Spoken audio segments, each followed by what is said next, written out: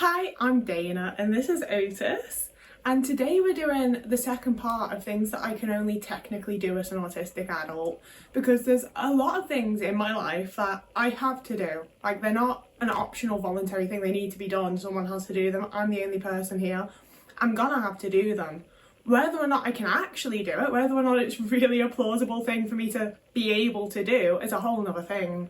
So I did do a different one that we'll link up here. Not a different one, it was the same topic, it's just different things because this is the part two, it's a continuation. I don't know why I got like that. I'm in a weird mood today, but I'm doing my best, we're trying.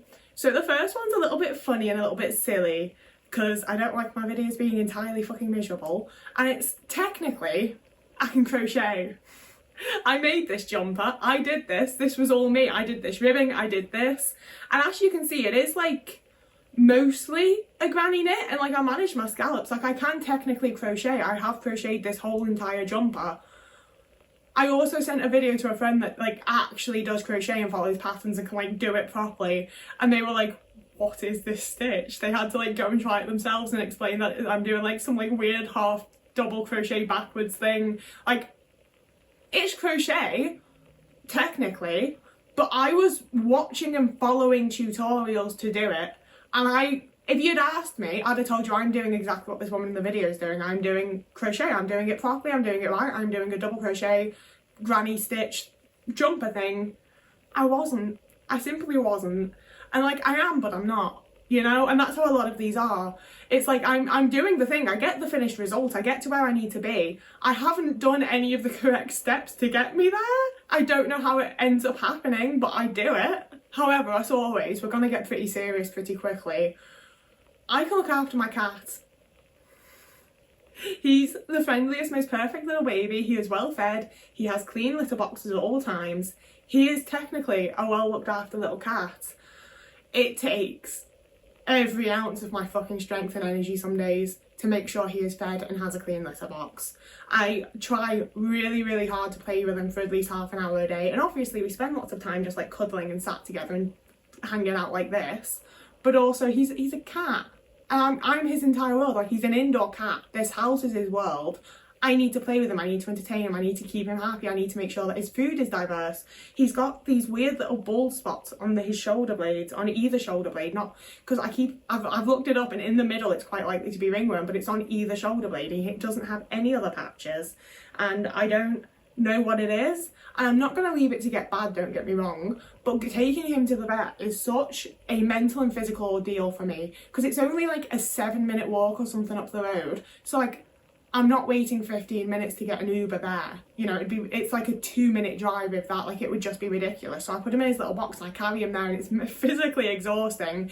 And then having to talk to the vet and just, like, he is such a good cat. He doesn't even particularly mind the vets, you know? Like, it's a bit tough to get him out of the box when we first get there. He's a little bit nervous and shy. But once he's out and the vet's given him a little fuss and been like, oh, hello there, he's fine, he's happy, he loves a bit of attention. But I'm so stressed and anxious and terrified that he's stressed and anxious, and it's just like a whole entire thing for me. So it's one of those things where I care about him so much that, like, I'm not going to leave it to get bad. I'm not going to leave it to get to a point where, like, he needs the vet.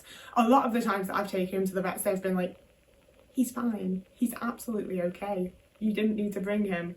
And there's been the odd time that he's gotten a little bit of medication. I don't think it helps that he was really ill as a kid, and I had to keep taking him back and forth to the vets for checkups, and I was having to feed him every 2 hours through the night and everything.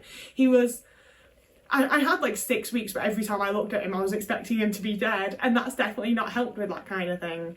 But just every bit of his care stresses me the fuck out, and it is so worth it to get to have him around, like the companionship and just like having my little baby about. Like, it is so worth it, and I don't know what I would do without him, you know, like, I really don't. And especially when it's a case of, like, most days I'm dragging myself out of bed because he needs to be fed and he needs the litter scooped, and once I've done that, like, I'm up and about, and I may as well do my dishes and like go about my life. If I didn't have him to make me get out of bed, I don't think I would a lot of the time, you know. Like, I think I would give up, quite frankly, without him.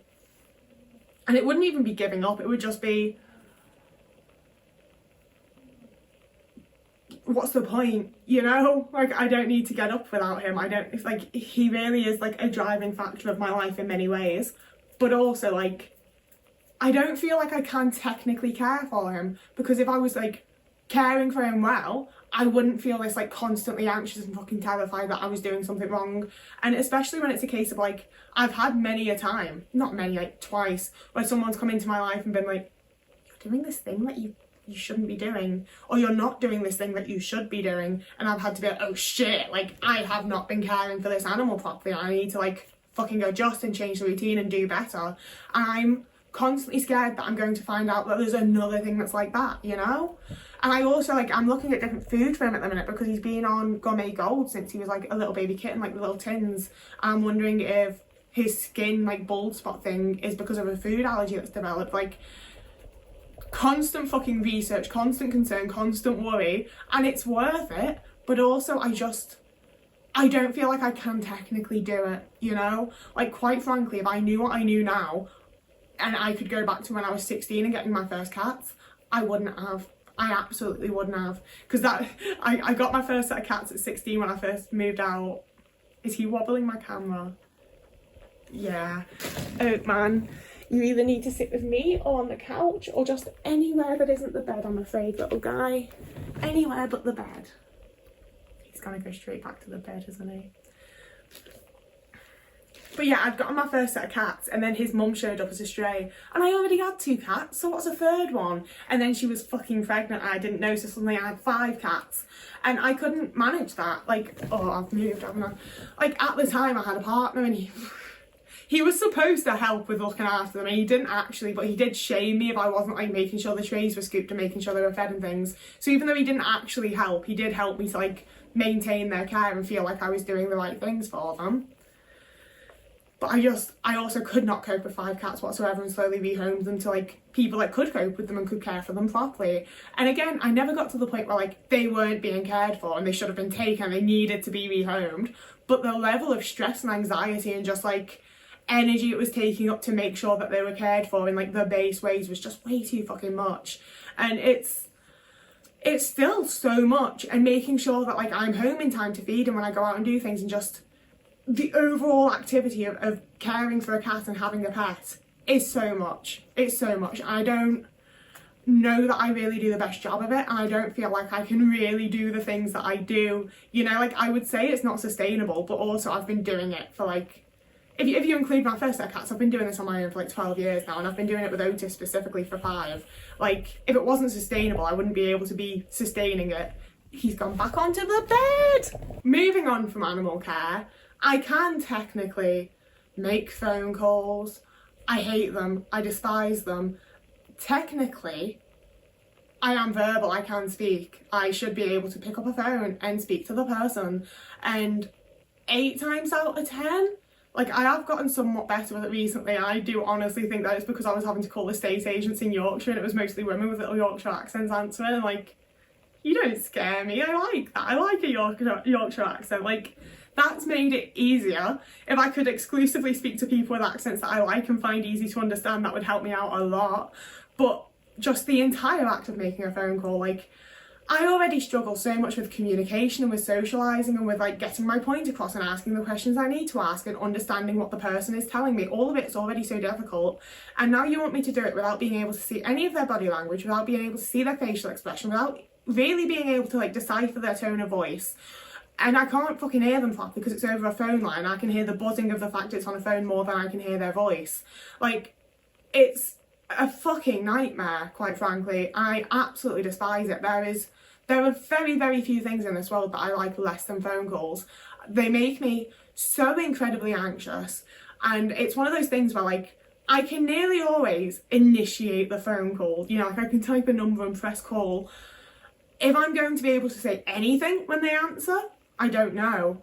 A lot of times I'm able to be like, oh hello, I'm Dana and I'm calling about this, and they'll start replying to me and I will get overwhelmed, and all of a sudden that I can't physically, like, I can't understand what they are saying whatsoever. It's like they are speaking a gibberish different language. Like, I can't pick out a single word you know? Like, if I could pick out the odd word, I might be able to put together what they're saying. I can't decipher a single word. I don't know what they're saying. It's overwhelming. It's making me so stressed and so anxious. I can no longer speak. I can't reply to them. And they can't see me. They don't know what's going on. They just know that the person on the other end of the phone is suddenly not fucking replying. So either I hang up or they do. So it's the type of thing where, again, like, technically, yeah, I can pick up the phone and I can dial the number and I can press call, and technically I can speak. I lose that ability when I'm too overwhelmed, if I'm too anxious. I've had times that I've had to just physically walk away from the phone to go and throw up, and they could probably fucking hear that, so good for them. Like, everything about me says that I should be able to make a phone call just fine, but I can't. I wish that I could. There have been so many times that I've, like, gotten into situations and just, like, lost out on money, lost out on opportunities, all sorts of things, because I just physically cannot make the fucking phone call. And, like, I know everything about me screams I should be able to, and especially when I talk about it online, people love being like, oh, so you can film a video? Yeah, because no one's fucking answering me, are they? No one's saying anything back to me. There's no social interaction here. It's just me monologuing. It's not the same as a phone call. Now, this is one that I feel quite a lot of shame about. I don't feel good about this one at all. And it's also one that came up in my PIP assessment, which is technically, physically, I can clean myself. I can maintain basic physical hygiene that human beings need. Technically, realistically, I can't.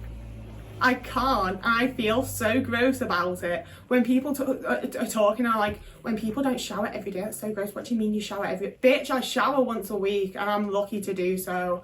The amount of days that I get up intending to have a shower and a hair wash in the morning, and then all of a sudden it's 9 p.m. and I can't go to bed with wet hair and I'm just not showering that day. And that can go on for days where I literally don't do anything with my day because I'm showering that day, and then I just fucking can't bring myself to do it. The sensory experience of all of the noise, all of the light, all of the, like, physically being wet, the hot and cold of being in the stream of water and out of the stream of water, the smells, the physical, like, textures of shampoo and conditioner and body wash, and, like, I use soap, and, like, I don't want to feel slippery, I don't want to be wet, I don't like any of it. And it's one of those things where I really don't know if I have, like, a physical thing going on that I should probably be fucking diagnosed with and given some sort of, like, advice on how to manage it, because I get so dizzy in showers. I spend a lot of my showers sat on the floor. It's a whole massive fucking struggle for me. And it's one of those things where, like, yeah, technically, physically, as far as I'm aware, I don't have any physical issue that is preventing me from showering. And I had the same when Adult Social Services came and she asked about it, and she was like, oh, so it's a mental block. I'm like, no, it's not a mental block, because it's physically fucking painful to be going from hot to cold, hot to cold, hot to cold, and now I'm dizzy because I'm going hot and cold all the time, and now I'm having to sit on the floor of the shower with the water pummeling me, and it's too loud, everything's too bright, and, like, it's fucking horrible. It's not just, oh, a mental block that I need to get over. It's an entire sensory experience, you know? And it's one of the things as well that it really fucking annoys me. And I do think it's, like, a class issue and whatever else, because as someone who's unemployed and on UC and generally doesn't have fucking money and doesn't live in nice areas or in nice houses, I've had so much of an easier time maintaining my basic hygiene when I've been in spaces where the bathroom has heating, the bathroom is warm, like, just there's proper fucking pressure and you can set the temperature properly. Like, just having what most people would think of as a normal fucking bathroom makes it easier for me to shower. But I don't get to have that. I have horrible drafty fucking bathrooms with no heating in them, and the shower constantly goes hot and cold, and it's just, there's no water pressure, and there's just 1,001 fucking issues. It's so frustrating and annoying, and it sucks. And along the same lines of something that you get asked about in those types of situations with, like, PIP and social services and that, technically, I can feed myself just fine. I know you've been hearing about this a lot. I'm getting more and more frustrated with the food issues that I have. I'm finding it more and more difficult to actually eat every day. Yesterday, I had 2 wraps with, like, potato poppers and oven chicken and 2 donuts, and that was what I ate in the entire day, and I didn't eat it until, like, gone 11 p.m. I very nearly just gave up on the whole idea of eating that day. I'm glad that I didn't, because bodies need fueling and all of that. But figuring out what it is that's a safe food in the moment, or, like, figuring out what's a safe food at the time, what I'm actually physically able to eat, what I'm going to actually find in any way appealing and be able to actually put in my mouth and chew and swallow without gagging, without being like, this isn't worth it, I don't fucking want it. Otis is back on the bed again. But yeah, figuring out what I'm going to figuring out what I'm actually going to be able to eat, figuring out like getting myself to actually either go out and buy it or buy it online. Like spending money freaks me out. I hate spending money, and I do it regularly, don't get me wrong, because I need things, but it freaks me out and it makes me very anxious. It's like a daily thing that I get all up in my head about and feel really anxious about, and I'm like, oh no. Getting the stuff in, actually being able to process what I have there to make a meal out of and what I want to make the meal out of, and actually making the meal, it's all so fucking much. It's Otis. Just not the bed, my stinky boy. Just not the bed.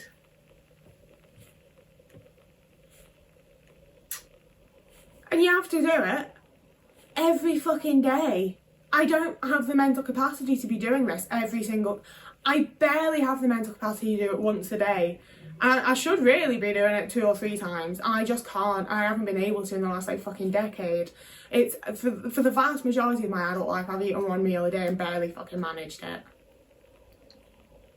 And technically, I'm not meant to have any issue with like cutting food and standing up to do it. And like, I use a fucking kitchen stool because standing up to cut vegetables really makes my body hurt and ache. And a lot of the time before I had that, one of the major things that prevented me from cooking was being like, it hurts to stand there and do that. It hurts to be like bending down to look in the cupboard and to get things out the oven and all of that. It physically hurts my body.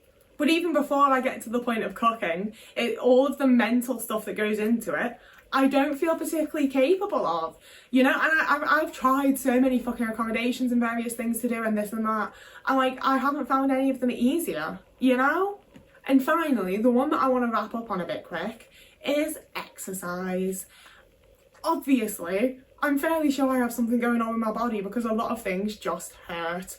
I didn't do PE and stuff as a kid because I would refuse, because I was like, no, it hurts. Like doing these things hurt my body. And everyone was like, that's because you're fat. And now I'm not, and it all still hurts in the exact same way. So it's almost like you were just dismissing my pain for no real fucking reason, and you should have been listening to me and like looking into that. But now I have to do that as an adult, where everyone goes, well, if it's always hurt, why has no one looked into it before? As though I'm a fucking liar. Thanks, my neglectful parents, that's really cool. But even beyond that, in like 2019, I started going to a gym regularly because there was like a local one that was really cheap, and I was like, this will be fun, this will be nice. And I went extremely regularly for like a year, like multiple times a week. I was doing the little classes, I was going to the gym, I was going swimming. It was a whole thing, and some of the trainers like vaguely got to know me, and I really appreciated them because they were the types that were very like, we're here to get healthy, we're here to improve our mobility, we're here to improve our body's like ability to do things, you know. It was very like not looks based, not you're here to get skinny. It was so about like being healthy and being strong and being able to be our best physical selves in that way. And I loved that, I really appreciated that. But it was also crazy to be like 23, 24 years old and being told that my squats, my push-ups, the way that I lifted the weights, the way that I sit on the machines, like all of the parts of exercise that I did, I was doing fucking wrong. Like all of my posture, all of the way that I was holding myself, all of the ways that I was like tensing and stretching muscles, like the whole fucking lot is wrong. And again, it's one of those things where like technically I have the ability to remember to straighten my back and hold my shoulders here and do this in that way and do this in that way, but I can't. Like, if you want me to focus on lifting the weights, I'm focusing on lifting the weights. I don't have the like mental capacity to also be thinking about my posture and this and that and all the other things, as well as being in a room where there's lots of people making lots of noises and there's lots of smells and there's lots of horrible smells as well, and there's all these fucking mirrors and there's all these TVs and there's music playing. Like, it's all a hell of a fucking lot. And even when I'm exercising at home, that just freaks me out, because if I am doing something wrong, that's going to mean that I get injured in doing this because I'm doing it wrong. There's no one there to tell me that, you know? But also, I spent just over a year going to yoga classes, and I still don't know how I feel about that teacher, because he was very like, you can stretch into these positions, you can do like advanced yoga, you should do it. And he would like physically come and like move me into the positions. I didn't mind that. He did. I'm fairly sure I remember him asking if I like consented to him doing that, to be fair. Like, that wasn't the issue at all. The issue was that like, yes, that's how far I can go, and that does give me a good stretch, but also I'm now having like 3 days afterwards where it feels like my hip isn't in the right place, and then at some point as I'm walking along it just clicks and it feels like it is again, and I don't really feel like that's something my body should be doing. But also, like, people don't understand my body because there's something wrong with it, so they just do what they do with it. And I also don't know what the fuck's going on with my body, or what I'm meant to do or what I'm not meant to do. So I also just go along with it, and I'm sure I'm damaging myself, but I don't know what else to do. So they're the things that technically I have the full ability to do. You would expect me to be able to do them. I should be able to do them. And I do, because I need to. But I also, like, can't really fucking do them properly, and it all terrifies me. It all makes me extremely anxious, and it's all, like, quite just a scary life to live a lot of the time, to be completely honest with you. And I'm so tired of being so anxious and just feeling like I'm doing everything wrong, and feeling like I'm so... That's the thing as well, is that I don't feel like I'm incapable of a lot of these things. I feel like I would be capable of them with a very minimal amount of support that I just don't have access to, and that's very frustrating and upsetting. So I'm going to go now. I've had enough of talking about this. I haven't overly enjoyed it, and I feel like it's a good thing to talk about, and I hope it helps other people out. But there are also things that I don't feel good about, you know? As always, it would be lovely if you liked and subscribed. I really appreciate it when you leave comments about your experiences or anything, any thoughts that you get prompted to think from this video. I would really appreciate it in the comments. You can also find me over on Instagram, Blue Sky or TikTok. And if you wanted to help me out a little bit, you can also find me over on Patreon or Ko-fi. And Otis is like really shaking the camera now. It looks like fucking Jurassic Park, so I'm gonna go. But whoever you are, wherever you are, I hope you have a lovely morning, evening, day, afternoon, week, month, year. And I will see you again in a couple of days.